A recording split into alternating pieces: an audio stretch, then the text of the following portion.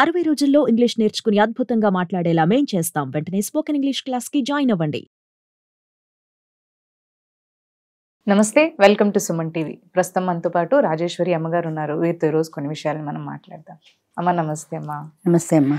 అమ్మ, ఇప్పుడు చూస్తుంటాం లైక్ రిలేషన్షిప్స్ లో చాలా ఫాస్ట్ గా ఇప్పుడు ఒకరి నుంచి ఒకరు షిఫ్ట్ అయిపోయి త్వరగా బ్రేకప్స్ చెప్పేసుకుంటూ రిలేషన్స్ అనేవి చాలా త్వరగానే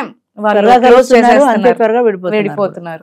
సో ఇలా విడిపోయినప్పుడు వీళ్ళిద్దరిలో ఎక్కువగా బాధపడేది ఎవరంటారు అసలు? అంటే అమ్మాయికి ఎక్కువ బాధ ఉంటుందా, అబ్బాయికా? మనం అందరినీ ఒకే రాట కట్టలేము, అంటే ఒకే తాటి మీద పెట్టలేము. It depends upon there mental status. అంటే కొంతమంది చాలా ఎమోషనల్ ఉంటారు, మగపిల్లలైనా చాలా ఎమోషనల్ ఉంటారు. బ్రేకప్ అయిపోతే వాళ్ళు ఎక్కువ చాలా బాధపడతారు. అమ్మాయి స్ట్రాంగ్ గా ఉందనుకో, అమ్మాయి ఎక్కువ బాధపడకపోవచ్చు. జనరల్ గా ఆడవాళ్ళు ఎక్కువ ఎమోషనల్ ఉంటారు కాబట్టి ఆడవాళ్ళు ఎక్కువ బాధపడతారు. మగవాళ్ళు అలాంటిది పెద్దగా పట్టించుకోకపోవచ్చు. కానీ కొంతమంది విషయంలో మాత్రం చాలా ఎమోషనల్ ఉంటారు, అంత తేలిగ్గా మర్చిపోలేరు. ఇప్పుడు దేవదాసు పార్వతి కథ విన్నారు. ఆవిడ ఇంకో పెళ్లి చేసుకుంది, కష్టమో సుఖమో వెళ్ళిపోయింది. కారణాలు ఏవైనా కానీ ఆవిడ జీవితం ఆవిడ సెటిల్ అయిపోయింది. ఈయన మాత్రం ఆవిడనే గుర్తు చేసుకుని ఆవిడ మర్చిపోలేక తాగుబోతుగా మారారు.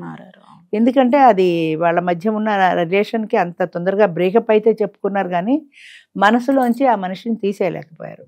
అలాంటి ఎమోషనల్గా వీక్గా ఉన్న మనుషులు ఆడవాళ్ళైనా అంతే, మగవాళ్ళైనా అంతే. అందరూ ఒకేలా ఉంటారు.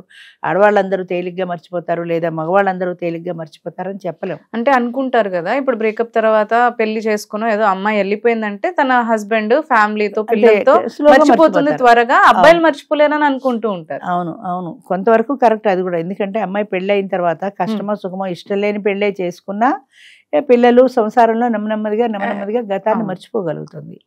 మరి మగవాడు కూడా పెళ్లి చేసుకుంటే అలాగే మర్చిపోతారు కదా. ఇప్పుడు అమ్మాయి ఎలా ఉందో ఈయన కూడా అలాగే బలవంతంగా పెళ్లి చేసుకున్నాడు అనుకో, కొన్నాళ్ళు ఆమెతో సరిగా ఉండలేకపోవచ్చు. కానీ ఒకే ఇంట్లో ఇద్దరు కలిసి ఉన్న తర్వాత కొన్నాళ్ళకి ఆమె మీద ఆయనకి అభిమానం ఏర్పడచ్చు, ఆప్యాయత ఏర్పడచ్చు. అలా నెమ్మదిగా ఆయన మర్చిపోవచ్చు. మరుపు అనేది భగవంతుడు పెట్టిన వరం నన్ను అడిగితే. ఎందుకంటే ప్రాణం పోయినా కూడా అదే మనిషిని తలుచుకుంటూ విపరీతమైన దుఃఖపడతారు కొత్తల్లో. ఎవరైనా ఒక మనిషి పోతే అది సంవత్సరాలు నడుస్తున్న కొద్దీ అది కొంచెం తగ్గుతుంది, ఆ బాధ తీవ్రత తగ్గుతుంది. ఎంచేత ఆ పోయినప్పుడు ఉన్నంత బాధ తర్వాత ఉండదు. ఇప్పుడు మనసుకి శరీరానికి గాయమైనా కూడా విపరీతమైన నొప్పి ఉంటుంది, అది రోజులు గడుస్తున్న కొద్దీ నెమ్మదిగా తగ్గుతుంది. ఇది కూడా అంతే, అంచేత గడుస్తున్న కొద్దీ ఆ తీవ్రత తగ్గుతుంది. అలాగే బ్రేకప్ విషయంలో కూడా బాధ పడినప్పటికీ కూడా అది స్లోగా తగ్గుతుంది. దాన్ని వాళ్ళు ఎంత తొందరగా తగ్గించుకోగలిగితే అంత తొందరగా. ఇప్పుడు బ్రేకప్లో చాలా ఈజీ అయిపోయింది. ఇలాంటి ఎమోషనల్ రిలేషన్స్ లేవు కాబట్టి వీడికి బ్రేకప్ చెప్పేస్తారు, అవతల వాళ్ళకి హాయ్ చెప్పేస్తారు. ఎట్ ది సేమ్ టైం ఇక్కడ బ్రేకప్ అక్కడ హాయ్ ఒకేసారి అయిపోతాయి. ఆడైనా అంతే, ఈ బాధ ఎందుకు పడాలబ్బా అని చెప్పేసి లేవు, అసలు అలాంటి ఎమోషన్సే లేవు ఆడ మగ మధ్యన. అంటే ఎందుకు ఆ బాధ ఉండట్లేదు అంటారు? అంటే ఎమోషనల్ రిలేషన్ లేదు వాళ్ళ ఉంటున్న రిలేషన్షిప్ లో వాళ్ళు ఎమోషనల్ గా బాండింగ్ లేదు వాళ్ళిద్దరి మధ్యన. ఒక అవసరం కోసం కలిశారు అంతే. వాళ్ళ మధ్యన ఒక నీడ్ ఉంది, ఆ నీడ్ సాటిస్ఫై అవ్వాలి కాబట్టి కలిశారు. అదే ప్రేమ అనుకుంటున్నారు. అది ప్రేమ కాదు, ఇన్ఫాక్చుయేషన్. అదే ప్రేమ అయితే దానికే వాళ్ళు బద్దులై ఉంటారు కదా. ఎక్కడో కార్టూన్ చూశాను, గర్ల్ ఫ్రెండ్ బాయ్ ఫ్రెండ్ ఇద్దరు కూర్చున్నారు. ఆ అమ్మాయి భుజం మీద చెయ్యేశాడు ఇట్లా వెనక వేసి, అవతల పక్కన ఇంకొక అమ్మాయిని అమ్మాయిని గోకుతున్నాడు వాడు. ఈ భుజం మీద ఈ అమ్మాయి భుజం మీద చెయ్యేసి అవతల అమ్మాయిని గోకుతున్నాడు. అంటే ఏంటనమాట, ఈ పక్కన కూర్చున్నాడు కానీ వీడికి ఏం ఎమోషన్స్ లేవు. ఇదంటే కొత్త అమ్మాయికి ట్రై చేసుకుంటున్నాడు. ఈ అమ్మాయి అటు తిరిగి కూర్చుంది, వెనక ఏం జరుగుతుందో దానికి తెలియదు కాబట్టి ఆహా నా భుజం మీద చెయ్యేశాడని ఆ అమ్మాయి అనుకుంటుంది. అలా రకరకాల మనుషులు ఉంటారమ్మా. ఎమోషన్ అనేది అది మాటలకు అందని ఒక భావన, మానసికమైన భావన. అంటే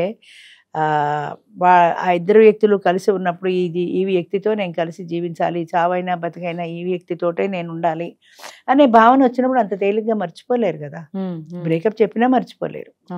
అది పోయింది, వీడికంటే వాడే బాగున్నాడు, వీడికంటే వాడే డబ్బున్నవాడు, అలా ఏదో ఒక భావన. అలాగే ఆ అబ్బాయి కూడా అంతే, ఈ అమ్మాయి కంటే ఆ అమ్మాయి బాగుంది, ఈ అమ్మాయి కంటే ఆ అమ్మాయి డబ్బున్నది.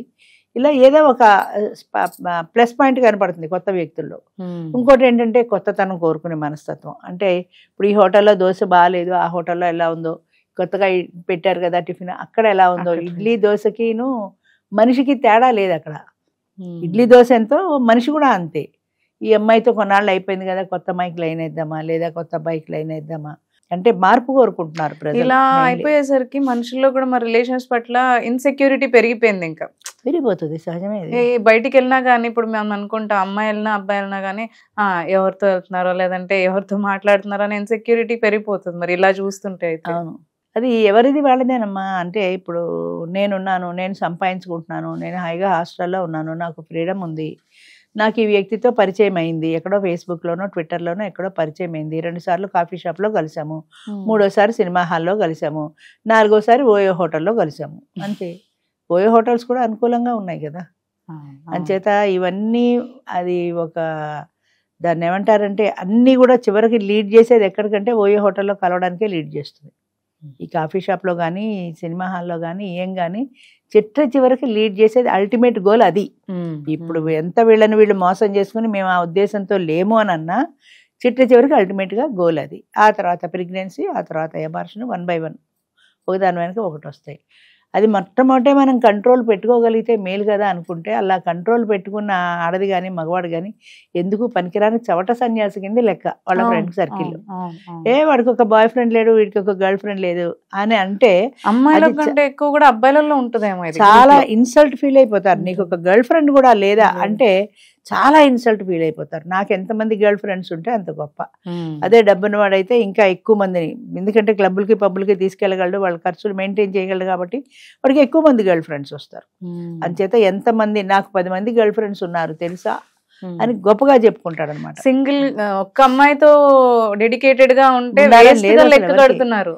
అదే అందుకే అంటున్నాను, వాడికి అసలు లేరు అన్న ఒక్క అమ్మాయితో వీడు ఒక్కదాంతో పట్టుకు వెళ్ళాడుతున్నాడు అనేవాళ్లే గాని అలా ఎకసక్కాల వీళ్ళకి విల్ పవర్ ఏది అన్నాడు. నేను అలా 10 మందితో బజార్ కుక్కను కాదు తిరగడానికి అని వీళ్ళు జవాబు చెప్పగలగాలి.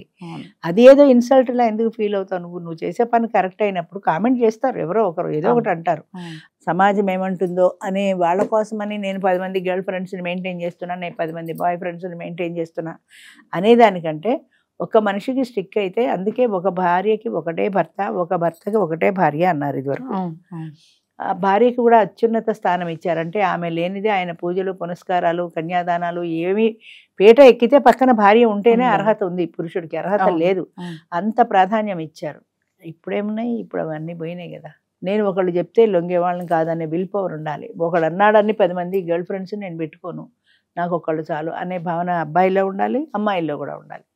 ఆ విల్ పవర్ ఉంటేనే వాళ్ళు ఎవరన్నా సమాజాన్ని కానీ మనుషుల్ని కానీ లక్ష్య పెట్టారు. అయితే అదే ఇంత అటాచ్డ్ ఉంటే ఎవరైతే ఇలా అటాచ్డ్ ఉంటారో వాళ్ళే ఎక్కువ బాధపడతారు అంటారు, వీళ్ళని కాదు వాళ్ళని. సహజంగా ఆ ఎమోషనల్ ఒకటి, ఆ వీక్ మైండ్ ఒకటి, ఆ మానసికంగా వాళ్ళు బలహీనలు అయినప్పుడు ప్రతి చిన్న విషయానికి దాని ఇంపాక్ట్ వాళ్ళల్లో ఎక్కువ ఉంటుంది. అంటే ఒక పరీక్ష ఫెయిల్ అయితే బాధ ఎక్కువ ఉంటుంది, ఒక బ్రేకప్ చెప్తే బాధ ఎక్కువ ఉంటుంది, పేరెంట్స్ తిడితే బాధ ఎక్కువ ఉంటుంది. ఏ విషయానికైనా చాలా ఎమోషనల్ అవుతారు మానసికమైన బలహీనత ఉన్నవాళ్ళు.